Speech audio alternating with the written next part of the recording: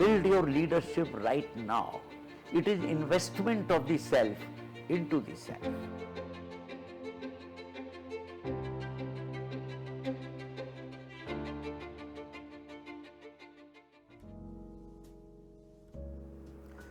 Joining me today is someone that I deeply admire, Dr. Anil Khandelwal. He is the former chairman of Bank of Baroda, and he is a leader who has transformed organizations through people-first leadership. And he's also the author of several acclaimed books, like Dare to Lead, which is a national bestseller, and also CEO, Chess Master or Gardener. But we are here today to talk about his latest book, The Gym of Leadership.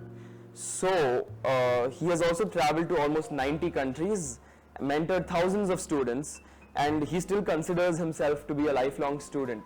Hello, Dr. Khandelwal. It's a pleasure to have you here. Thank you, Vihan. So, Dr. Khandelwal, my first question, and I think one that many of our viewers would have as well. Why did you choose the title, The Gym of Leadership, for your book? As a student myself, I'm very fascinated by the title, The Gym of Leadership. It immediately puts into my mind a certain analogy and a metaphor. So, we always think that leadership is something for businessmen and managers. So, why did you choose such a relatable and tangible analogy for leadership? Originally, when I was writing this book, I thought of young people, Gen Z, young managers. Although over the period of the entire year, I found that it became very popular with even senior managers. The title I chose was, and actually the idea of writing this book was a lot of do's, don'ts, mantras, sutra, books, and leadership has become a big industry. According to one of the greatest leader, Stanford, Jeffrey Pfeffer, leadership has become a big industry, a $3.5 billion industry, without delivering adequate results. And I have been wondering why this is happening. And last 3-4 years I have been going to a gym. And as I was on the treadmill one day, I thought, what is it that I come to gym? What motivates me? The self-discipline that I get up every day early, the consistency, and occasional bruises that I get, and a gym trainer. And I said, oh wow, it was just like my eureka. And I thought, that's what leadership is all about. That sermons don't help us, sutras don't help us, there are plenty of them. For building leadership, one has to deploy in the gym mode. That means it is a disciplined practice. As you see that a musician becomes a musician because he does riyaz for 5-6 hours every day, a great musician. A painter who paints, he paints several of his creations, or anybody you see. But leadership, we expect that somebody will occupy a position and he will be a leader. I think that is the flawed conception of leadership. So therefore, the gym of leadership was born in my mind on the assumption that leadership is to be developed every single day, because it is personal. It doesn't come from position, it doesn't come from power, it doesn't come from hereditary consideration. And I've always believed that leadership is hierarchy neutral, it has nothing to do with your position. It is hereditary neutral. Just because your father was chairman somewhere or a king, that you will become a leader. No, it is country neutral, it is gender neutral, it is culture neutral, even it is education neutral. You may be highly qualified person, but you may not possess leadership qualities. So the idea came to me, and then I did some research to find out what kind of skills are required in leadership, and especially in the younger people of your generation. And the book started from there, and the gym concept came because it involves deployment of the self into building the self. That is a very good answer, and I think you've perfectly captured the appeal of the book to a younger generation, because the first time actually I came across the book, a friend of mine recommended it to me, and I was not very sure about self-help books in general. Like you said, there's 100 different sutras and, you know, how to be the best leader.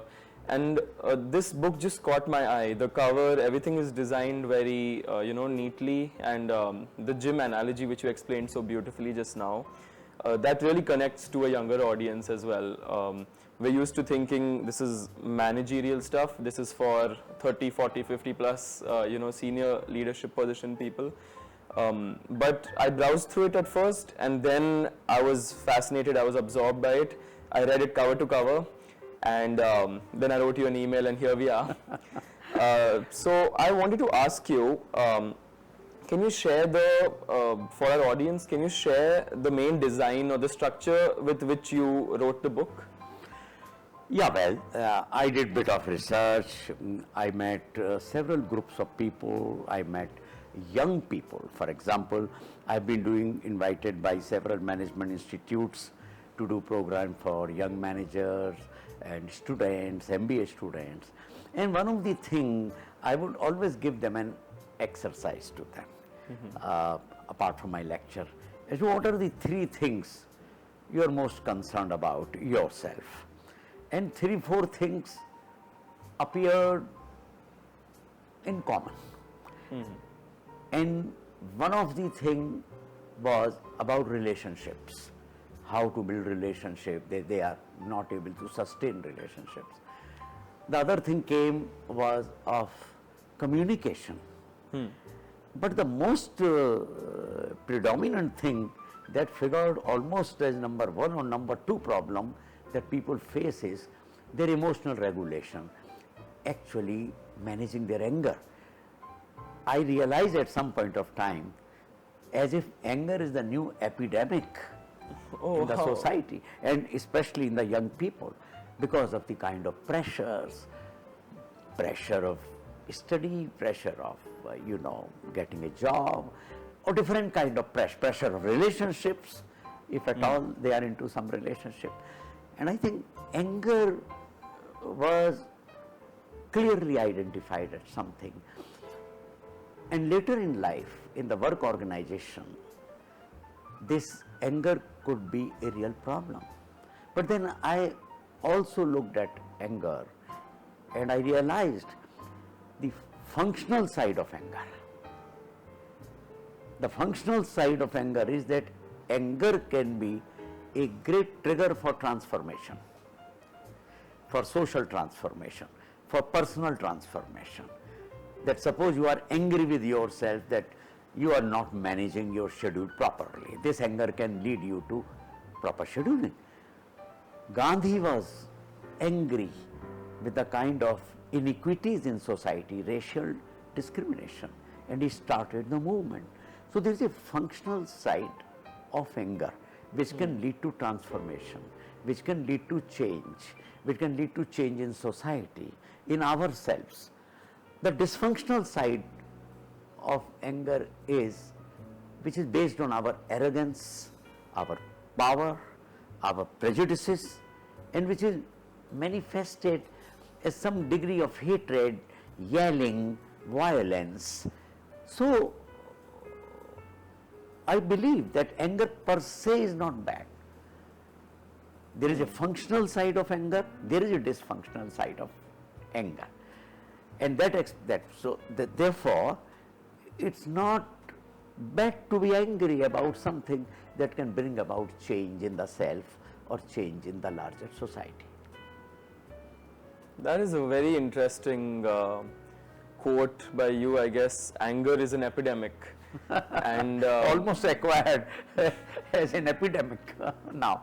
Because you look at home, your mothers are always obsessed with food. Did you take food? Did you eat this thing? And as you enter home, and you will say, Mom, what's your problem? So both sides, the response, the angry response from a youngster that can lead to strained relationships. So anger actually today is on account of so many pressures. But I think the leadership role is to help people to analyze this, reflect on this, being aware of this and its consequences. Now that's all the stuff that we talk in leadership. So, leading off from your last statement about youngsters and their emotions, in the professional workplace, what is your impression of today's youngsters, of the Gen Z and the millennials?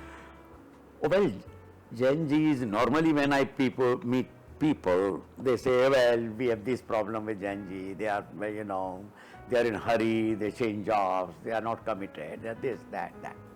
But this always happens. In my time also 50 years back, I'm sure a earlier generation talked about us in that tone. But I find certain unique qualities in Gen Z. And one quality I found is that they are very honest. Oh. They are sometimes ultra honest. That they reveal, they want to express what they want to express, which may not be in certain circumstances Politically very correct. wise things to do or socially correct or prudent thing to do. Now this is where the leadership helps in terms of managing your emotions. So one good thing in younger generation I find is their honesty and their forthrightness, single-mindedness.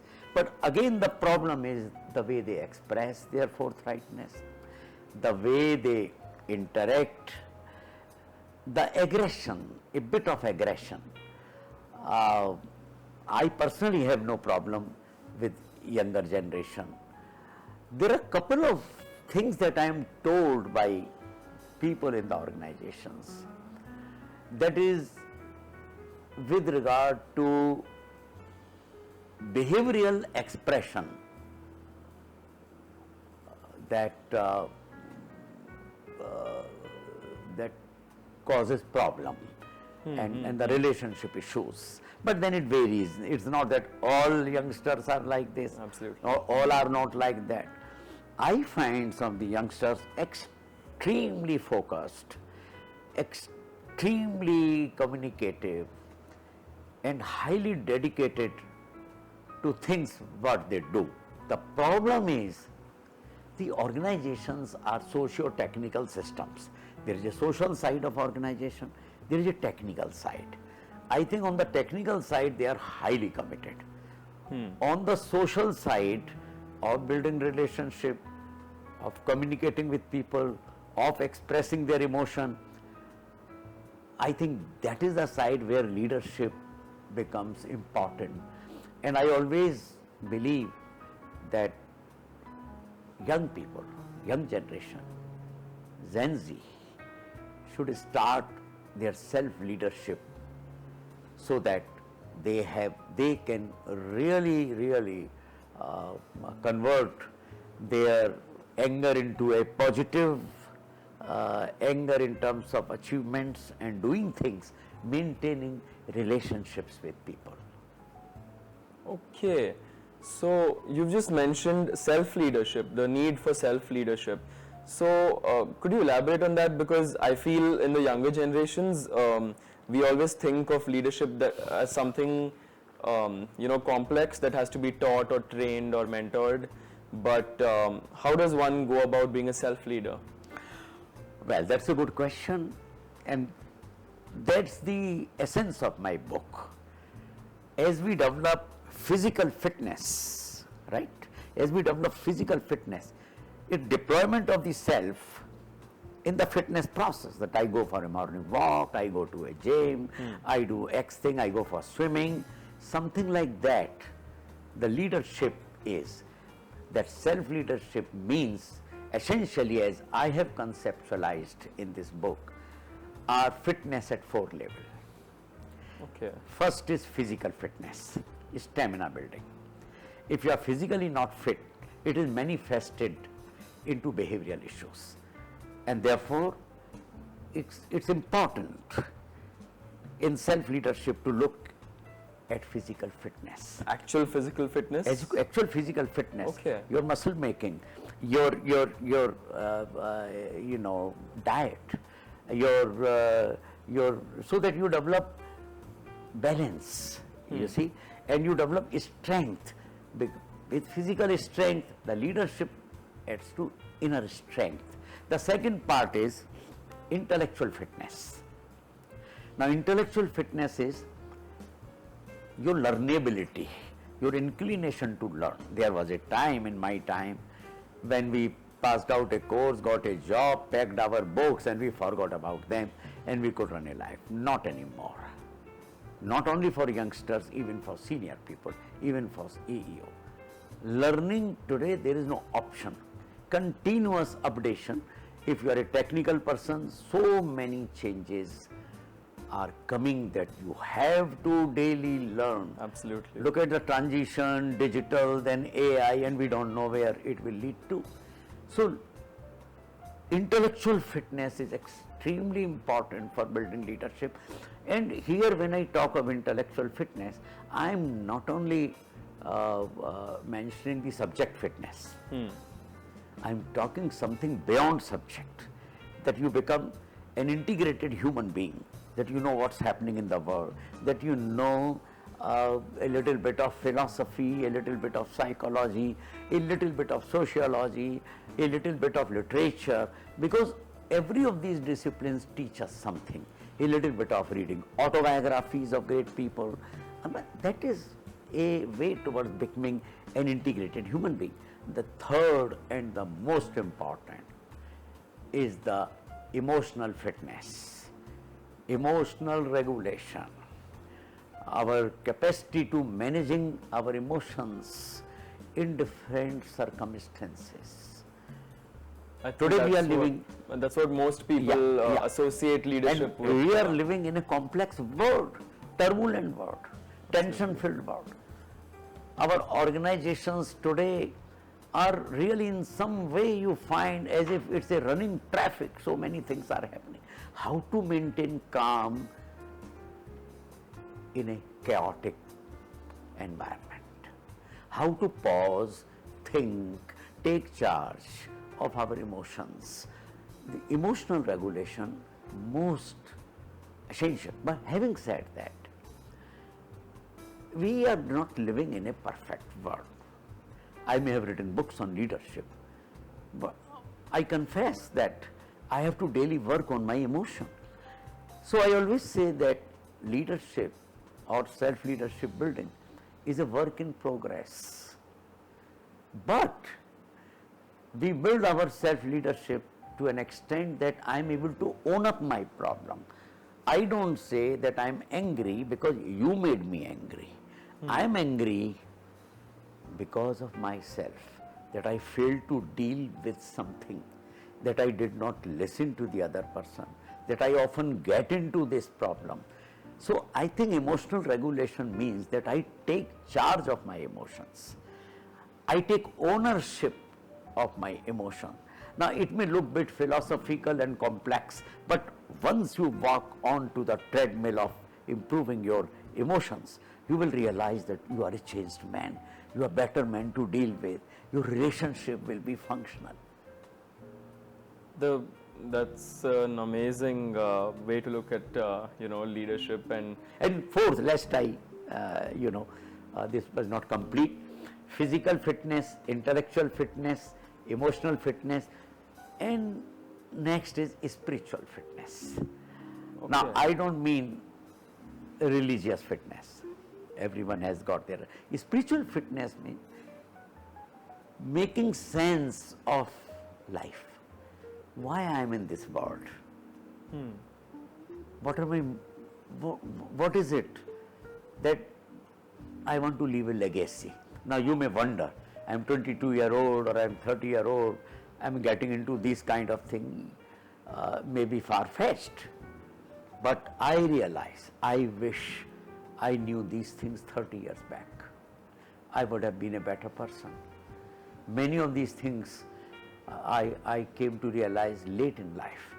And therefore, I always believe that these four fitness can make us an integrated human being and lay a foundation for leadership roles.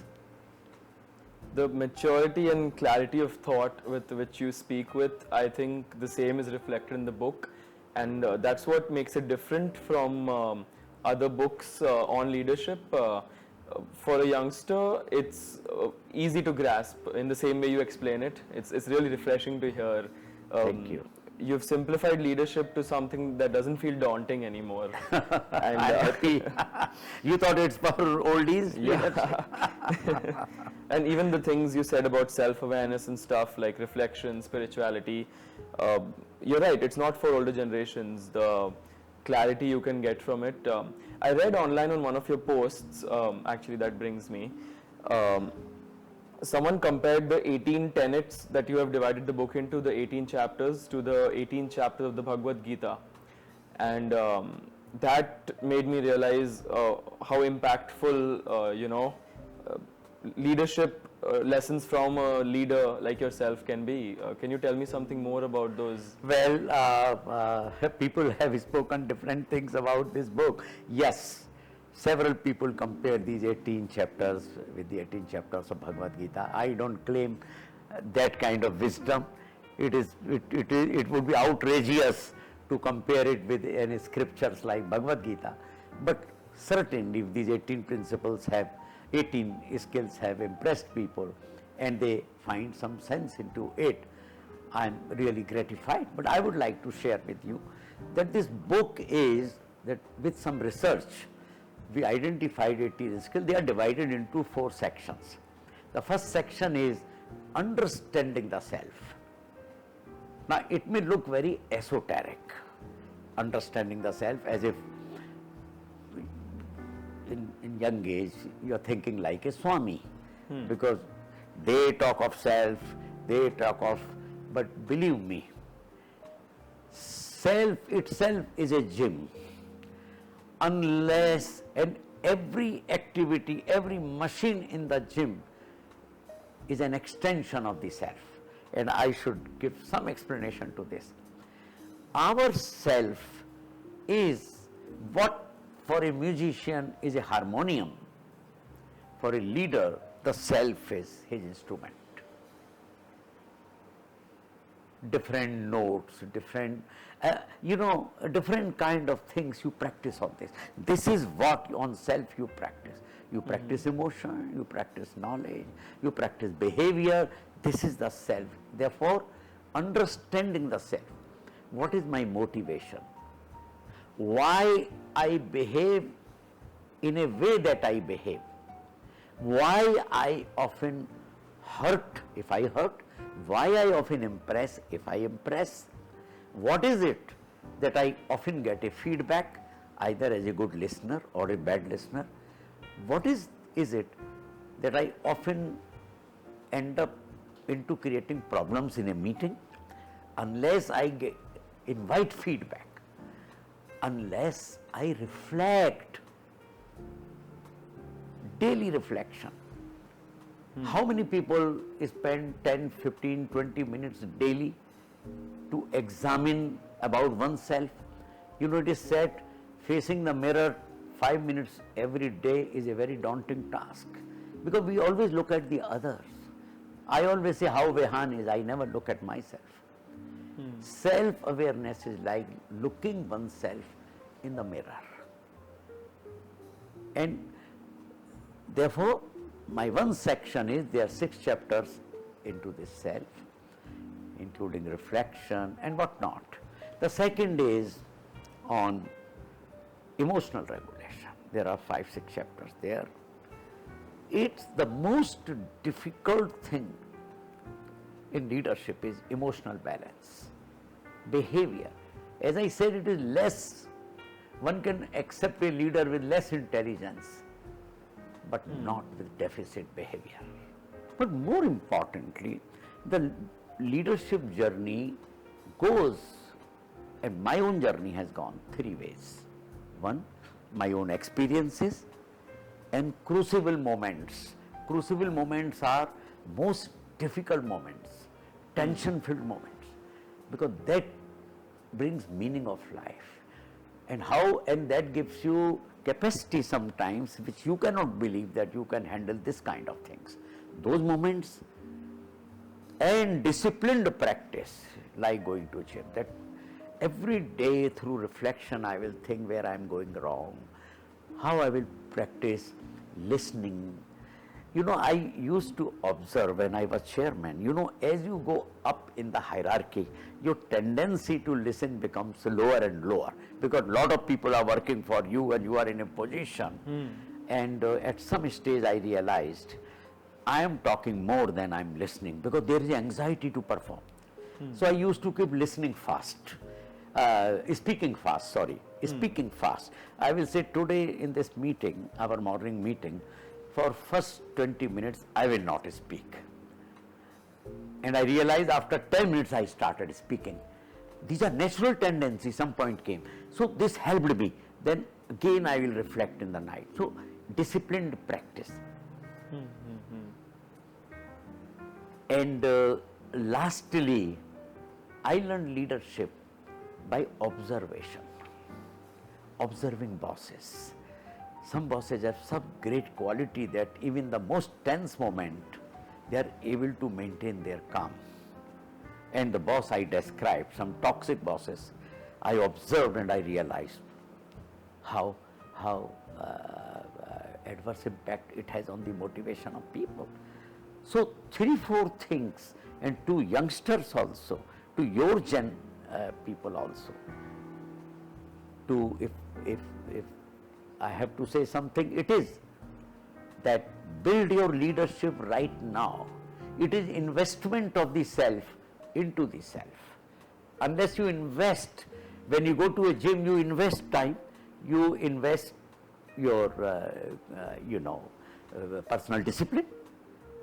Likewise, in building leadership, you have to consciously build relationships, consciously look at the self, consciously build your intellectual heft, and then you become slowly, as you move in your hierarchy, goes and see people, bosses, learn from observation. I think, wow, that's a very beautiful way of encapsulating how leadership really is a muscle that it's a muscle. Yeah. You must actively train it. Yeah. You used to go into your meetings and tell yourself, give yourself an exercise, and then follow through with it. And you realized you couldn't, and it can be achieved by reading books. Reading books can supplement when you are on the journey of building leadership. But per se, by reading books, including self-help books, by attending training programs, all this is important, provided you have decided to be on the leadership journey. You must take the first step. But per se, you cannot develop leadership. As I often say, you can't expect your doctor to do morning walk to ensure that your health is improved. For your health to improve, you have to have physical fitness, you have to have your diet controlled. What I call, as I said, deploy yourself in building these skills. Absolutely. So earlier in your response, you spoke about your time as a junior officer. You started at the very bottom of the banking ladder and you rose to the position of chairman, and you were at the board of directors for many companies. So I wanted to go back in time and ask you about your early days. What's the first hard lesson that you learned as a leader, as a young leader? I would say my very first day in the job. Oh. I joined the bank now from 54 years back in 1971. I'm sure that was, your father was born around that time. So my first day was that, as a very enthusiastic young officer at your age, I go to bank's branch, and I thought that, so I was first of all not, for almost half an hour, I was not asked to sit down, take a seat. Oh. My manager kept me standing. In fact, he was so upset seeing me because he wanted a senior officer in the branch, and he got a sophomore like me. And so he phoned his boss. He said, "Sir, I wanted a senior man, and you have sent, to use his word, a rangroot, a young man without experience." And then he said, "Okay, you hang around, we'll find out some job for you." Now, that was a very traumatic experience that I got, but everything has a silver lining. From there, and next what followed, for a couple of days, I was assigned a savings bank department. I worked for 1 year there. I realized that the social system of organization is not right. And likewise, even other senior officers were feeling suffocated, they told me. The social system was highly hierarchical, manager oriented, exploitation of people because lower level people didn't work, so officers had to take a lot of work. And then I decided to switch over. Circumstances conspired to make me personnel officer, what we call HR officer now. And that is where I got the breakthrough. So although my experience was nightmarish, traumatic, but I, along with the help of organization, converted into an opportunity for HR role, and rest is a history. I stayed in human resource function for more than 25 years, and the opportunity came to go to operations, of which I didn't know anything. But again, through sheer deployment, and rest is a history, that I could have 2 large banks and many other assignments. And later on, government asked me to chair a committee for banking industry on HR, which is popularly known as Khandelwal committee. So my HR role took me to several places.